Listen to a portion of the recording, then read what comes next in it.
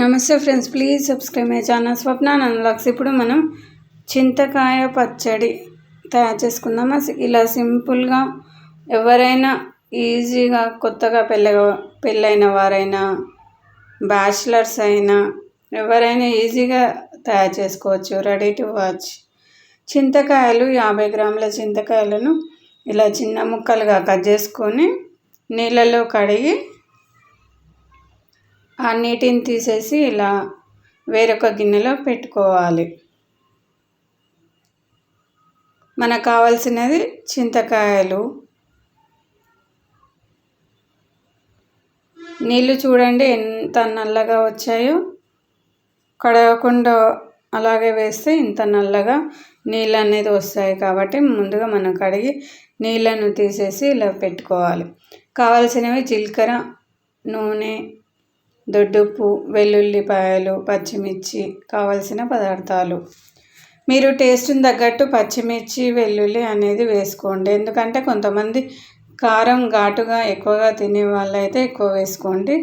మీరు టేస్ట్ని తగ్గట్టు మీరు ఎప్పుడూ చేసే విధంగా చేసుకోండి. ఎందుకంటే కొంతమంది ఇష్టంగా ఎక్కువ కారం తింటారు, కొంతమంది తక్కువ కారం తింటారు. కాబట్టి అలా వేసుకోండి. స్టవ్ ఆన్ చేసుకొని ఒక గిన్నెలోకి 1 స్పూన్ నూనె వేసుకొని 1 స్పూన్ జీలకర్ర వేసుకోవాలి. జీలకర్ర కూడా కొంచెం ఫ్రై అయిన తర్వాత వెల్లుల్లిపాయలు ఒక 10. ఇవి చిన్నగా ఉన్నాయి కాబట్టి ఎక్కువ వేసాను. పెద్దగా ఉంటే ఒక 5-6 వెల్లుల్లిపాయలు వేసుకోండి. ఒక 8 పచ్చిమిర్చి చిన్నగా కట్ చేసి ఇలా వేసుకున్నాను. పచ్చిమిర్చిని కూడా నీళ్ళలో కడిగి ముందుగానే ఆరబెట్టుకొని వేసుకోవాలి. ఎందుకంటే నూనెలో వేసినప్పుడు పైకి అనేది చిటపట అనేది తేలుతాయి. కాబట్టి ముందుగా మనం పచ్చిమిర్చిని, చింతకాయలను ముందుగానే కడిగి నీళ్ళలో ఆరబెట్టుకొని పక్కన పెట్టుకోవాలి.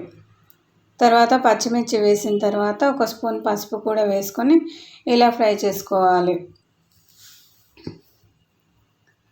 మీరు ఒకవేళ ఎక్కువ క్వాంటిటీ ఎక్కువగా చేసుకునే వాళ్ళైతే రోట్లో పెద్ద రోలు ఉంటుంది కదా, ఆ రోట్లో చేసుకుంటే చాలా ఎక్కువ రోజులు నిల్వ ఉంటుంది. నేను చూపించే పచ్చడి అప్పటికప్పుడు చేసుకొని నిల్వ పచ్చడి కాదు. ఎందుకంటే మనం మిక్సీ జార్లో వేస్తే ఎక్కువ రోజులు నిల్వ ఉండదు. ఒకవేళ ఎక్కువ రోజులు నిల్వ ఉంచుకోవాలంటే ఒకరోజు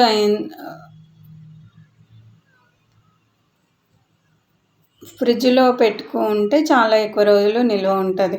ఎందుకంటే మనం పచ్చి చింతకాయలని మిక్సీ జార్లో వేస్తే ఒక రకంగా పచ్చడి ఉంటుంది. రోట్లో దంచి మనం ఈ చింతకాయల పచ్చడి చేస్తే ఒక విధంగా ఉంటుంది. మిక్సీ జార్లో మెత్తగా పేస్ట్ లాగా అవుతుంది. కాబట్టి రోట్లో ఎక్కువగా చేసుకునే వాళ్ళైతే రోట్లో దంచి సంవత్సరం పాటైనా నిల్వ ఉంచుకోవచ్చు. ఇలా మిక్సీ జార్లో వేసుకుంటే మాత్రం ఫ్రిడ్జ్లో పెట్టుకుంటే మాత్రమే నిల్వ ఉంటుంది. బయట పెడితే 1 రోజు 2 రోజులకే బూజు పట్టినట్టుగా అవుతుంది. కాబట్టి అలా చేసుకోండి. తర్వాత చింతకాయలను కూడా వేసి ఫ్రై చేసుకొని బాగా కొంచెం చింతకాయలు కూడా ఎందుకు వేసామంటే పచ్చిగా ఉంటాయి కాబట్టి కొద్దిగా నూనెలో వేయించి ఫ్రై చేసి ఒక 2 నిమిషాలు అయిన తర్వాత స్టవ్ ఆఫ్ చేసుకొని పక్కన గిన్నె అనేది పెట్టుకోవాలి. తర్వాత మనం పోపు కావాల్సిన పదార్థాలు జీలకర్ర, ఆవాలు, కరివేపాకు, ఎండుమిర్చి, 2 ఎండుమిర్చిని చిన్నగా కట్ చేసి పెట్టుకున్నాను. తర్వాత బాగా ఈ గిన్నెలో ఉన్న చింతకాయలు, పచ్చిమిర్చి, వెల్లుల్లిపాయలు ఇవన్నీ బాగా చల్లారిన తర్వాత చిన్న మిక్సీ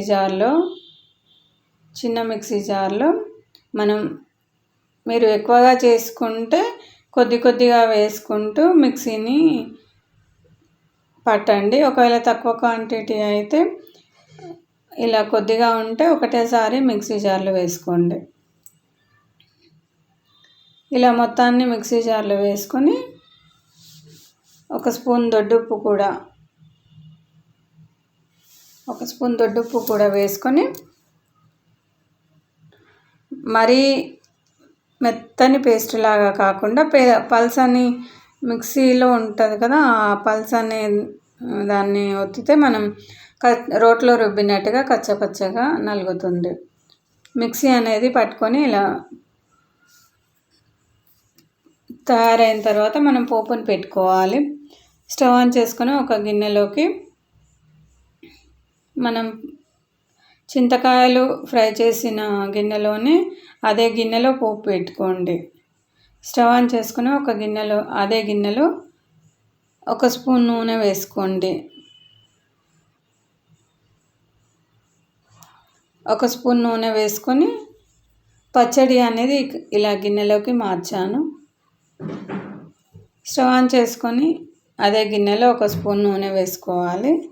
మీరు కొంతమందికి పోపు అనేది నూనె ఎక్కువ ఉంటే ఇష్టపడతారు కాబట్టి మీరు ఎక్కువగా వేసుకునే వాళ్ళైతే 2-3 స్పూన్లు వేసుకోండి. ఒకవేళ మళ్ళీ అన్నంలో నెయ్యి కానీ నూనె కానీ వేసుకునేటట్టుంటే పోపు అనేది కొద్దిగా పెట్టుకోండి.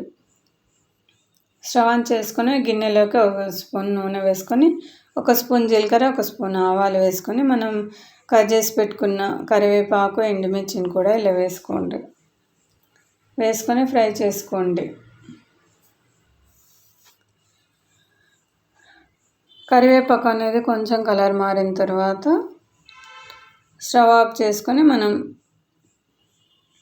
చింతకాయ పచ్చడిలో కలుపుకొని వేడివేడి అన్నంలో నెయ్యి కానీ ఇలాగే కానీ వేసుకొని తింటే అదోర్స్ అని అందరూ అంటారు, మీ ఇంట్లో వాళ్ళందరూ. Thanks for watching.